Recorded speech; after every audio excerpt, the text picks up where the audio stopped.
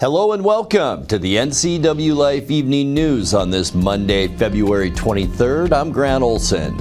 Here's some of the stories we have coming up for you tonight. Chelan County began a multi-million construction project today to address failing plumbing inside its Law and Justice building. Visitors traveling by way of Pangbourne Memorial Airport must prepay now for parking to avoid fees and penalties. Scattered showers will remain in our forecast once again on Tuesday with breezy and warmer weather for Wednesday and Thursday. Your full local weather forecast is coming up.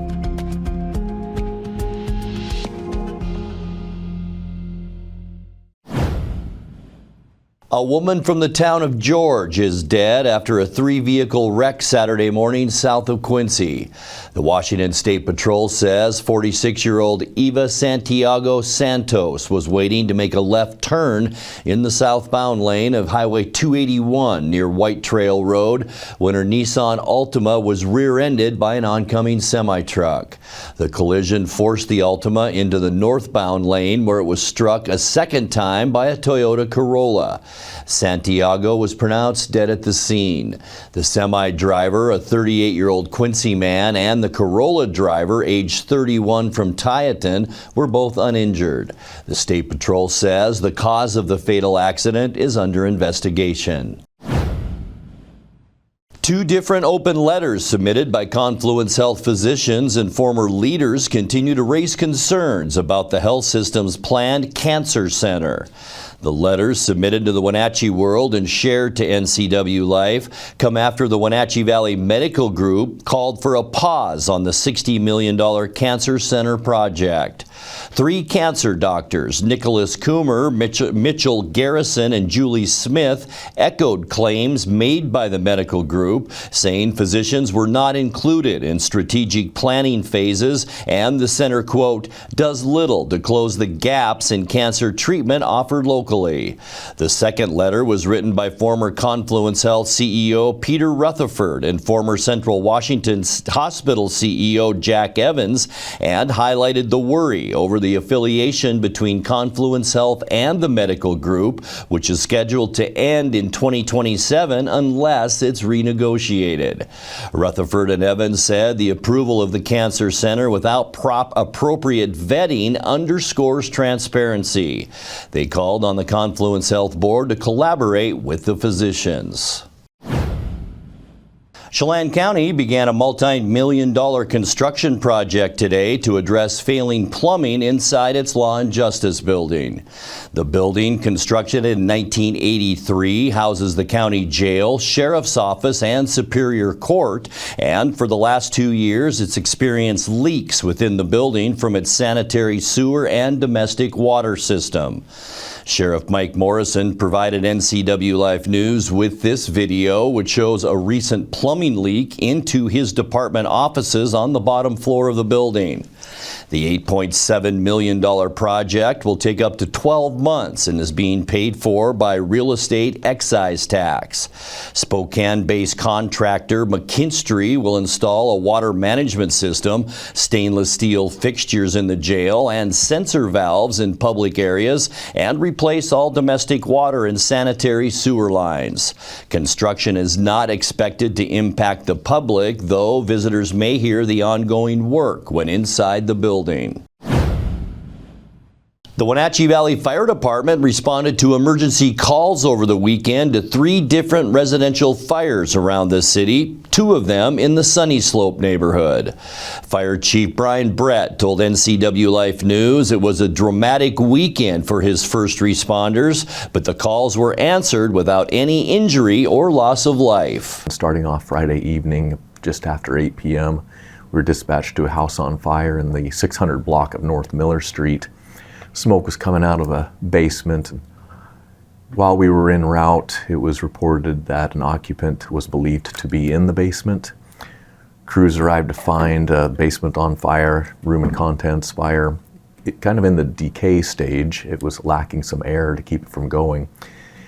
And crews were able to quickly get in there, do a primary search. We had a verbal acknowledgement that the occupant that was believed to be in there was accounted for and out, so that decompressed the stress significantly. At 12:30, we had a structure fire come in the 700 block of American Fruit Road. When crews arrived, they found a single-wide mobile or manufactured home fully involved. And again, we had word there was a pet potentially trapped. However, crews were quickly able to confirm the pet was safe and in a kennel outside. That one was being worked on, and again, that cause is under investigation. There was no exposures threatened. Crews were able to contain it, but it unfortunately was a significant loss, probably a total loss on that one. Fire crews were not that far from the next fire and were wrapping up and putting the apparatus back in service.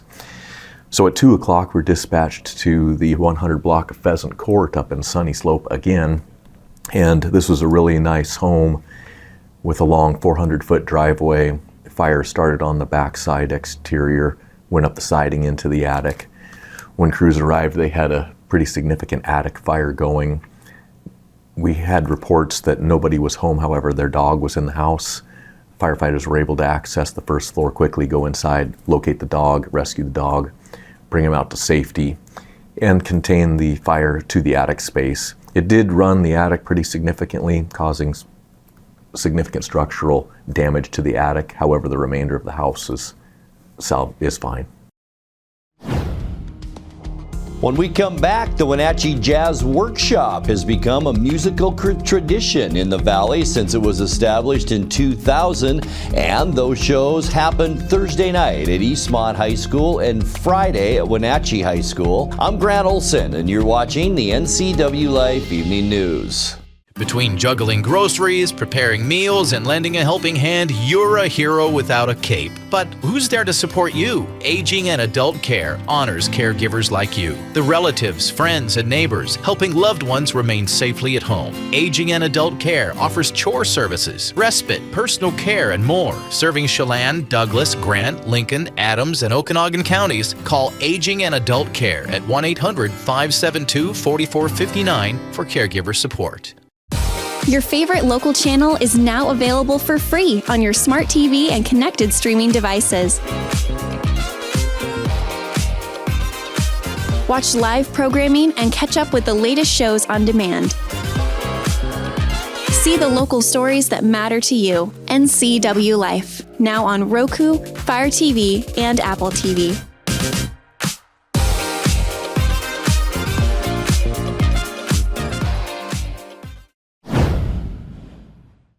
The Wenatchee Jazz Workshop has become a musical tradition in the Valley since it was established in 2000. Each year, local music educators recruit a set of veteran professional jazz players to lead Wenatchee and Eastmont students with a week of workshops culminating in a set of final concerts. Those shows happen Thursday night at Eastmont High School and Friday at Wenatchee High School, with the Friday show streamed live on YouTube. Participants say working with jazz pros like trombonist Ira Nepes and drummer Dick Weller helps young music students get into the groove. And these guys have played with, like Ira has done background music for SpongeBob SquarePants.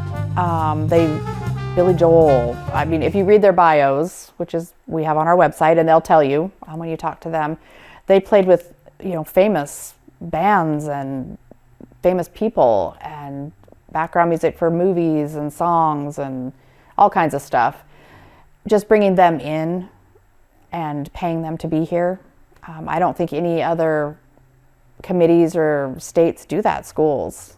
And just having the kids be able to work with them is unique.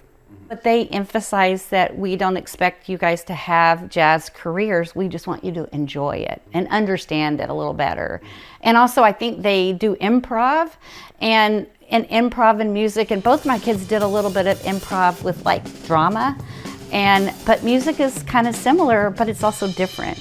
And that was a really interesting thing for all these kids learn that, but they're like, and also bravery. I think it helps them be brave. They're great. No, their tastefulness, it's like their phrasing between all of the notes is very inspiring. It just shows like a difference you can make with stuff you think you already plateaued at.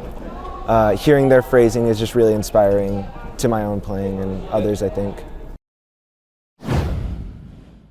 The chief criminal deputy in the Okanagan County Sheriff's Office is running to take the reins of the department. Jody Barkus announced her candidacy for sheriff over the weekend. She's been in law enforcement since 2009 when she joined the Colville Tribal Police. She served in the Okanagan County office since 2017 and became chief criminal deputy 4 years ago. She would face her boss, Sheriff Paul Boudreau, if he chooses to run for a second term. Boudreau, a former police chief for the town of Twisp, unseated Sheriff Tony Hawley in 2022. He's not yet officially entered this year's race. Coming up next, this Thursday night, the Wenatchee World will honor 5 local individuals and businesses with the Community Impact Award, recognizing their good deeds around the Wenatchee Valley. In tonight's feature story, Mike Malman, the executive director of the Christian charity agency Serve Wenatchee, will be recognized at that ceremony. Showers possible once again tomorrow with warmer weather ahead. I'll have your local weather details coming up, along with Dan Kuntz with a look at all things sports as the NCWLIFE Evening News continues after these messages. You build more than projects. You build what communities rely on. When the job site runs on results, put Kubota to work. Backed by expert service and support from your local Kubota dealer. Right now, bring home select Kubota KX Series with 0% financing available or save up to $4,800.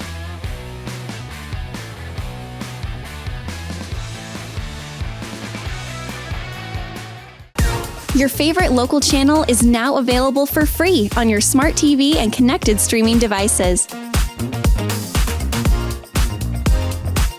Watch live programming and catch up with the latest shows on demand. See the local stories that matter to you. NCWLIFE, now on Roku, Fire TV, and Apple TV.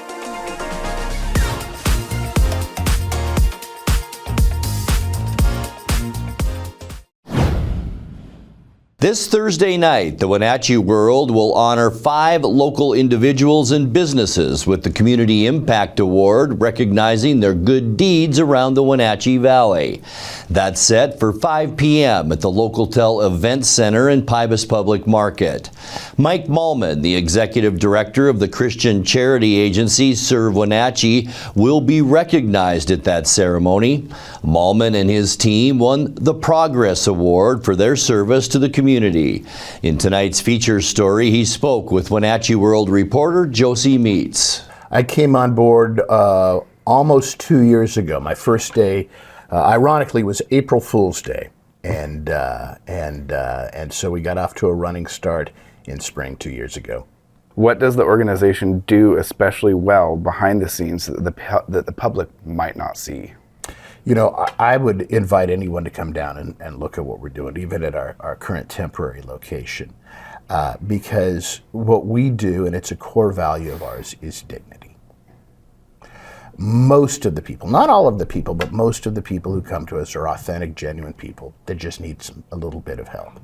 And so from the moment they walk in the door, they're greeted by someone, they're treated kindly. If it's their first time in, they receive an interview with one of our intake specialists who isn't just concerned about their physical needs, but also is asking, is there any other ways we can help? We're a Christian organization, can we pray for you?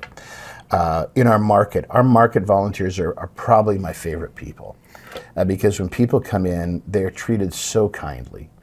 And I think that when people leave our building, I think they feel loved. It's not a sterile, disconnected environment. It's a deeply personal place where in our system we're loving because God first loved us, and we feel compelled to show that with others. What gap does it exist to fill? Well, it is a part of an ecosystem of multiple food banks and social service providers in our community that do great work. There's really no one organization that can meet all of the needs of people that are facing income challenges in our community. So we're part of that environment. I think what sets us apart as being a little bit unique is our partnerships are very, very broad. And so we have significant corporate partners that work alongside of us, that volunteer for us, are excited for us. We have a large list of church partners that are growing, also serve with us, and individuals, donors and volunteers, and so we're a largely volunteer organization. Last year we had close to, between our daily activities and our events, we had literally hundreds of people, 400 or 500 people volunteer for us in a given year, and that's pretty significant. And those are people who have a real passion for the folks and families we're serving. What is one misconception you encounter about poverty, food insecurity, or need in this region that you wish more people understood?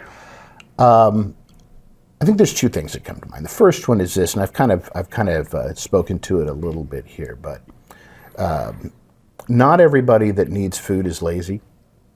Not everybody that needs help with rent is lazy. We have a picture of low-income folks in this community, and oftentimes that vision, that imagery is centered around people living on the streets, in a park, in tents. That is a small sliver of the crisis we're dealing with here in the community. Most of low-income issues, vulnerable issues, deal with people who are almost invisible. They're living with an uncle or aunt in grossly overcrowded housing. They're moving, they're couch surfing. We have young families that just sort of move from location to location, getting whatever assistance they can get to find the next thing. There's no stability. They don't know where the kids are going to go to school. And many of these folks, and most of the folks we work with are honest people that are just trying to get to the next thing. And so that's one misconception. I guess the other one is this, and this is a harder one, and it's probably a less popular one. For those folks that are living on the streets, there's some anger towards those folks. They're seen as being high crime and whatnot. And one of the things people ask me is, do you help? Are you willing to help drug addicts? Are you willing to help those people? And the problem is we have such a problem with mental health.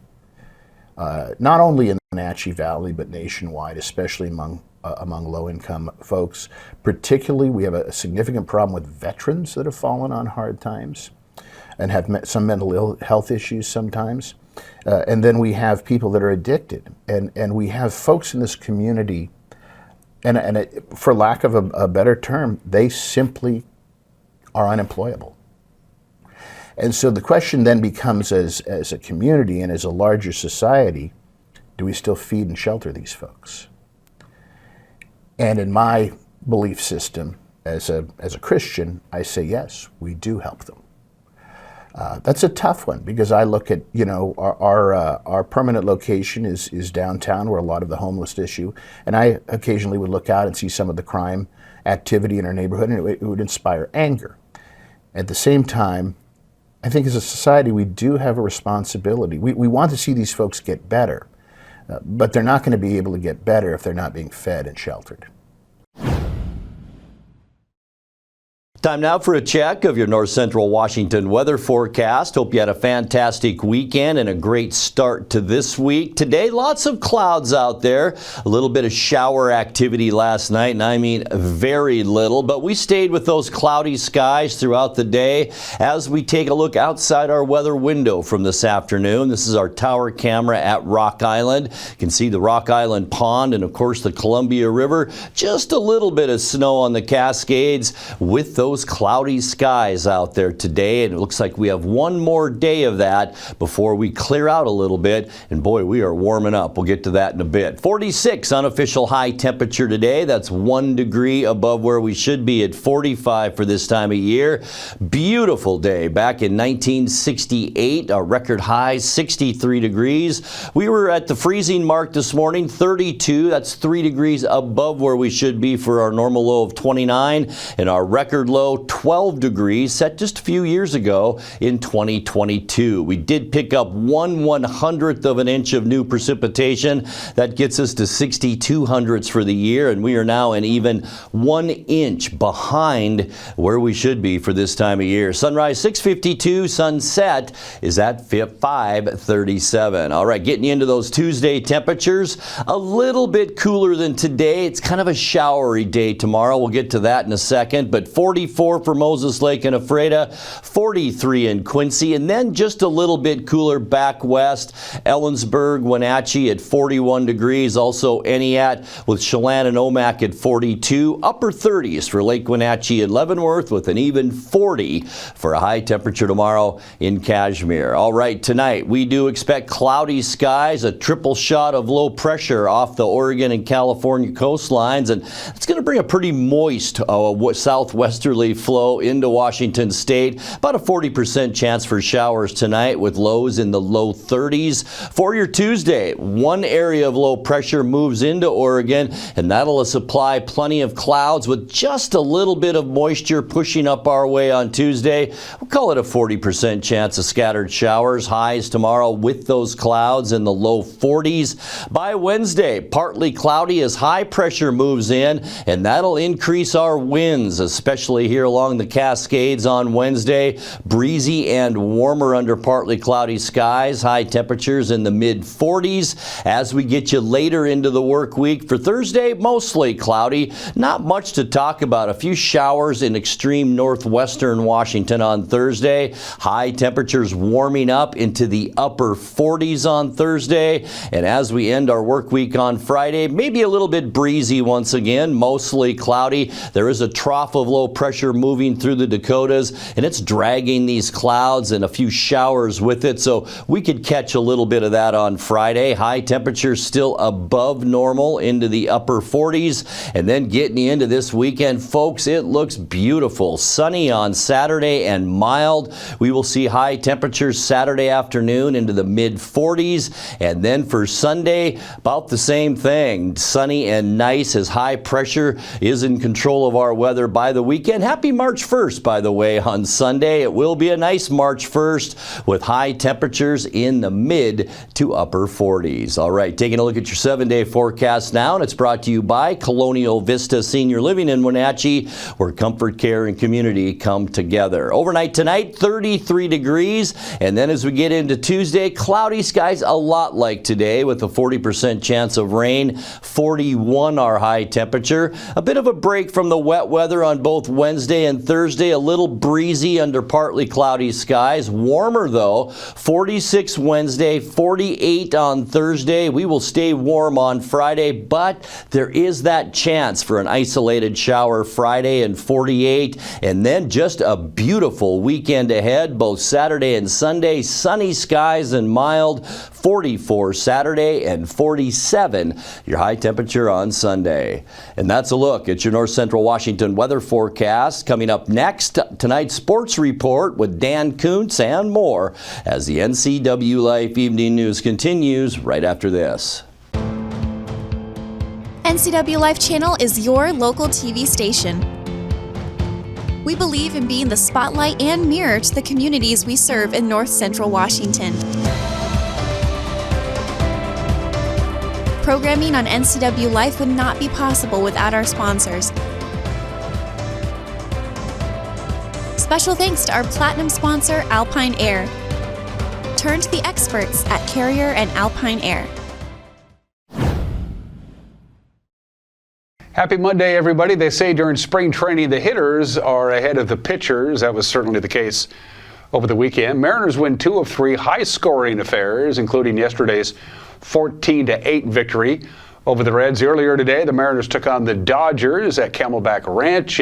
That game not on TV, so I won't have highlights for you tomorrow, but the Mariners off to a pretty good Cactus League season. Women's college basketball scoreboard from over the weekend. Gonzaga won, Huskies lost, Cougars lost. That's going to be a theme. The Gonzaga Lady Bulldogs knocked off Pacific. Oregon State defeated Wazoo in women's college basketball. Huskies fall by a point to Nebraska yesterday. Men's college basketball scoreboard, kind of like what we just talked about. Gonzaga won And the Huskies and the Cougars lost. Number 11 Gonzaga knocked off Pacific by 9.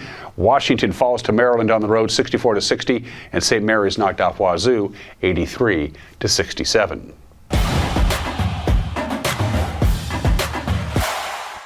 The Eastmont Lady Wildcats had a great late season surge, and they almost made the girls' state 4A tournament, but they had to go down to Eisenhower and beat the Cadets. They didn't do so. They lost by 7. Good season, though, for the Eastmont Lady Wildcats. Moses Lake boys were in the same scenario. They had to beat Sunnyside on Saturday to make it to state. They did not. Sunnyside beats the Mavericks in Moses Lake. The final there was 69-51. But the Chelan boys Goats are heading to state. They had to beat Lakeside 9 Mile Falls in the crossover game. They defended their home gym. Congratulations to Chelan. They're on their way to state. They beat Lakeside 70-58. The girls District 5 2B tournament, good showing from the local teams. Brewster wins the championship. Again, they easily dispatched Cleolum 62-47. Way to go, Brewster girls.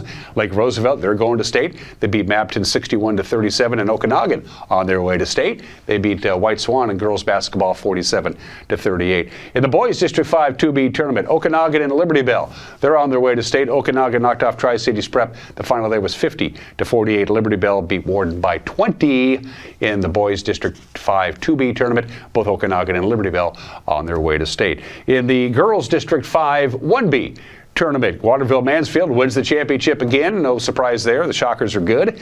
They beat Pateras 58-51. They're on their way to state, as is Moses Lake Christian Covenant. They punched their ticket to state by beating Mosley Creek. The final there was 42-36. And the boys District 5 1B tournament, Moses Lake Christian Covenant on their way to state. Both the boys and the girls are going. They beat Orville 55-29 for the championship. Antietta's going to state. Way to go, Tigers. They did so by beating Mosley Creek over the weekend 45-36. Matt Classic 37 in the Tacoma Dome. 3 local wrestlers took home first place in the girls division. Congratulations to Miss Sanchez, Miss Michael, and Miss George from Ephrata, Omak, and Liberty Bell, respectively. They are state champions.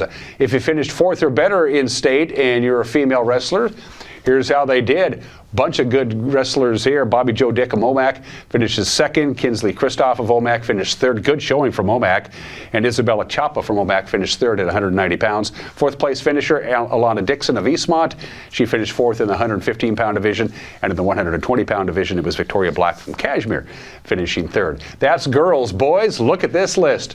Champions, all of them. Good showing from Kashmir. Good showing from Lake Roosevelt. Good showing from Liberty Bell. They all did very well. Everyone you see there wins state championships in their respective weight class. And if you finished in the top 5 and you're a boys wrestler, looks something like this. Kashmir had a bunch. Kashmir did great. In fact, they finished 3rd in state with all of those first place finishes and 2nd place and 3rd place finishes. You're going to get a lot of team points. Congratulations to Sebastian Cisneros of Chelan, 2nd at 138 pounds. Daxon Dixon of Eastmont finished 5th at 175 pounds and 165 pounds. Michael McCua of Wenatchee finished 5th.